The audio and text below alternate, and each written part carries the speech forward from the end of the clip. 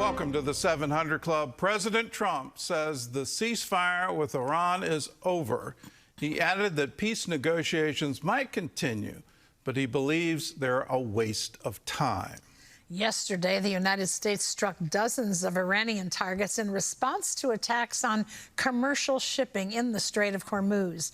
Iran retaliated with attacks on U.S. targets in the region. Julie Stahl has the story. Speaking with reporters at the NATO summit in Turkey, President Trump said he can't trust the Iranians to negotiate. To me, I think it's over. I don't want to deal with them anymore. They're scum. They're sick people. They're led by sick people. And they're vicious, violent people. He said negotiators Steve Witkoff and Jared Kushner want to continue, but he'll make the final decision.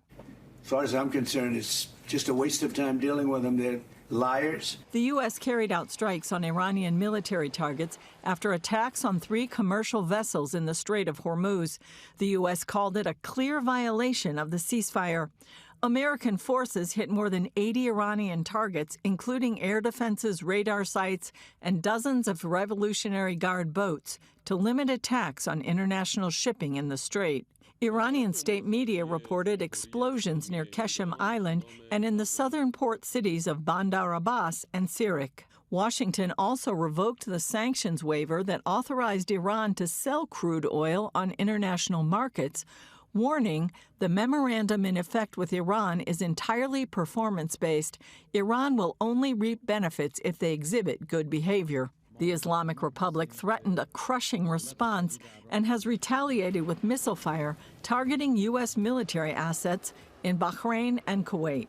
Iran's parliament speaker wrote on X, "The era of bullying and extortion is over. It leads nowhere. We don't fold." As tensions rise with Iran, President Trump met with Turkey's President Erdogan at the NATO summit in Ankara, highlighting what he calls their strong personal relationship. Sometimes you get along with the toughest people, like him, and sometimes you don't get along with the weakest, most pathetic people. President Trump signaled he is leaning towards approving fighter jet sales to Ankara. Something certainly we consider. Israel quickly pushed back. Prime Minister Benjamin Netanyahu said in an interview on CNN that he spoke several times with President Trump before the NATO summit, urging him to keep Turkey out of the F-35 program. Notwithstanding the personal friendship that President Trump has with Erdogan, it doesn't make Turkey a friendly or a friendly state to the United States. He also accused Turkey of being infected with the Muslim Brotherhood and a threat to Israel and Europe. Greece is also raising concerns, warning an F-35 sale to Turkey could upset the military balance in the Aegean. Athens is pressing ahead with its biggest defense modernization in decades, preparing to acquire the Israeli-backed Achilles Shield air defense network. Julie Stahl, CBN News, Jerusalem. Well, the real enemy, and we have to identify the real enemy here, is the radical Islamic ideology that calls for the destruction of the nation of Israel. And so when you hear from the river to the sea, that identifies who that is. They're calling for a genocide of the Jewish people. And quite obviously it's anti-Semitic, but it's also deeply rooted in this Islamic ideology that comes out of the Muslim Brotherhood, that there has to be a resumption of a caliphate, there has to be establishment of Sharia law throughout the Middle East and throughout the world. So as long as we're clear on what the ideology is behind all of this, then the actions get very clear. Of course, you can't negotiate with Iran. They have it within their tradition that they can completely lie to an infidel, and that's okay. And they can deceive, and they can conceal, and they can do all of these things because it's all in the advance of Islam. For Erdogan, he wants a restored Ottoman Empire. He thinks that's the dream time. And guess who wants to be the caliphate? Well, he does. So why give him that kind of weaponry that would allow him to have air superiority over every nation around him? That is, in my view, an incredible mistake, because the ideology underneath him is Muslim Brotherhood. It is reestablishing the Ottoman Empire, reestablishing the caliphate. So let's get clear on the enemy. The enemy is the thought pattern that somehow or other Sharia law has to be the law of the land everywhere.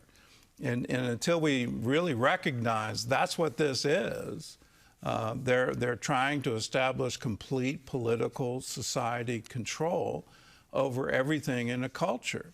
And until we awaken to that, we're always going to be into this sort of strange, who do we negotiate with?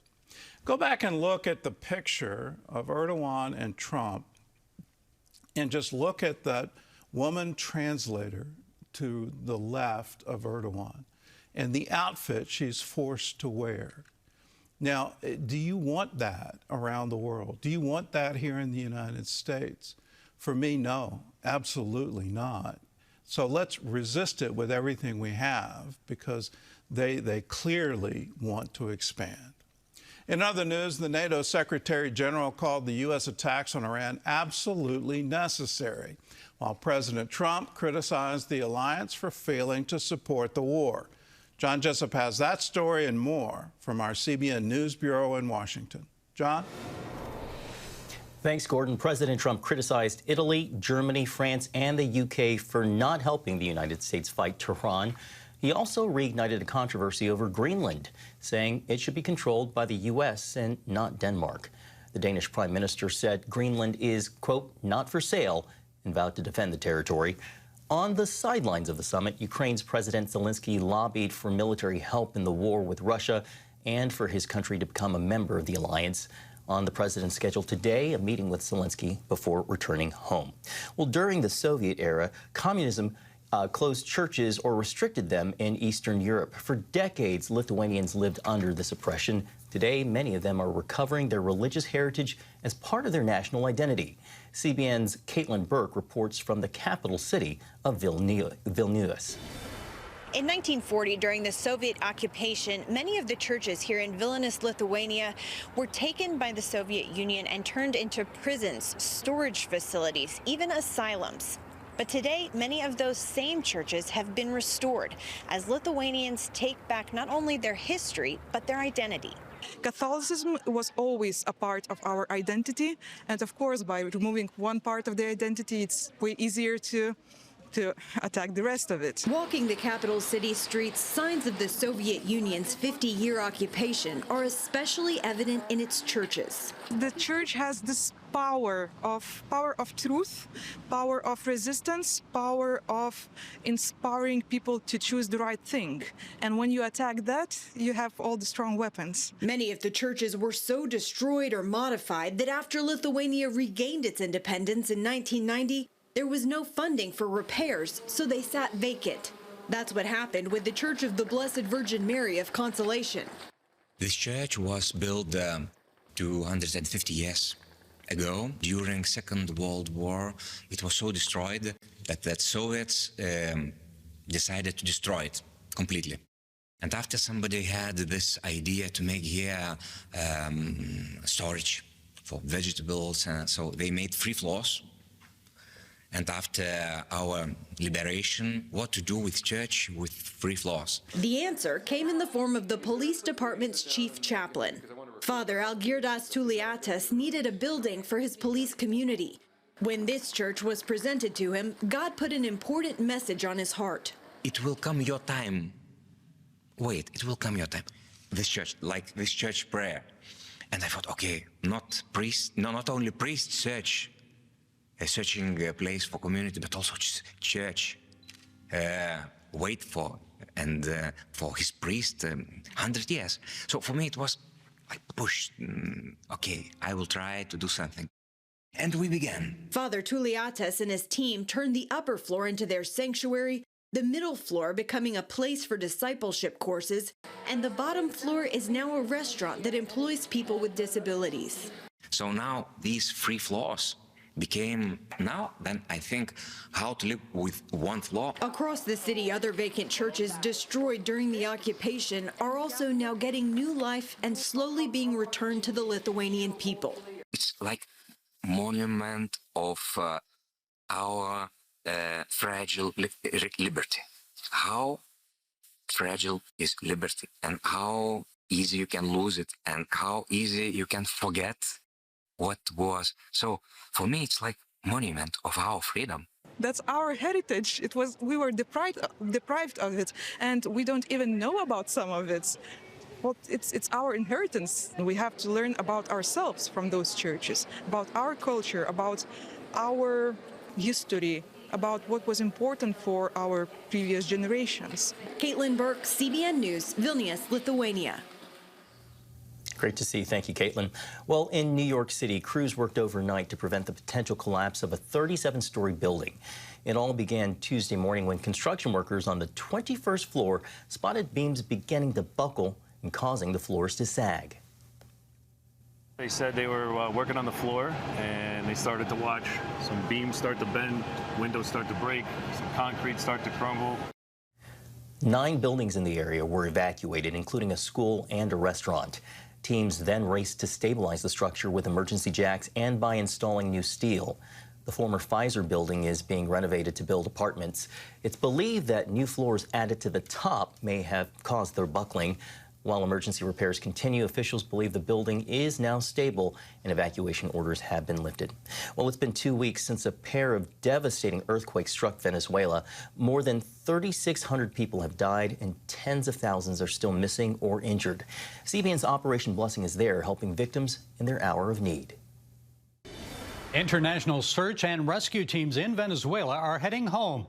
As the nation looks to help the survivors, Operation Blessing Disaster Relief is on the ground, expanding its mission to provide earthquake survivors with tents, medical relief, food, and water. OB volunteers are serving up and distributing hot meals daily at more than 40 locations. 13,000 meals were served during a 4-day period. Displaced Venezuelan Samantha Valadia volunteered to help in an OB kitchen. The earthquake was truly horrible, and I'm grateful to be a part of the team serving food for both the homeless people and the rescuers. Serving a plate of food is a delicate thing. The help Operation Blessing is providing is really good, and they keep everything hygienic, clean, and well organized. OB volunteer medical teams are expanding their outreach. Dr. Marcos and a local physician provided health care for 75 displaced residents in the city of Junquito and 60 patients near a destroyed hospital. A piece of concrete fell and injured Isabel Molina's shoulder as she fled her crumbling apartment building with her baby in her arms. She's thankful for the help she's received. May God greatly bless everyone who has come to help us here. Thank you so much. I have seen God's love in them. I truly have. Gary Lane, CBN News. Providing spiritual and critical care. Gordon, back over to you. If you want to be a part of the relief effort, it's real simple. You pick up a phone and call us. 1-800-700-7000. Say, I want to give to the Operation Blessing Disaster Relief Fund. You can put that on a memo line and a check and mail it to us at CBN Center, Virginia Beach, Virginia, 23463. You can also text OBDR to 51555, or you can put your smartphone camera on that QR code. We'll send you a link to a designated landing page where your gift will go 100% to the Disaster Relief Fund. When disasters strike, our motto is we want to strike back with love and compassion. We want to let people know that God loves them and we love them too. For the people of Venezuela, this is going to be a long recovery time. So we need your help. We need your support. Let's show them how much we love them, how much God loves them. Be a part. 1-800-700-7000.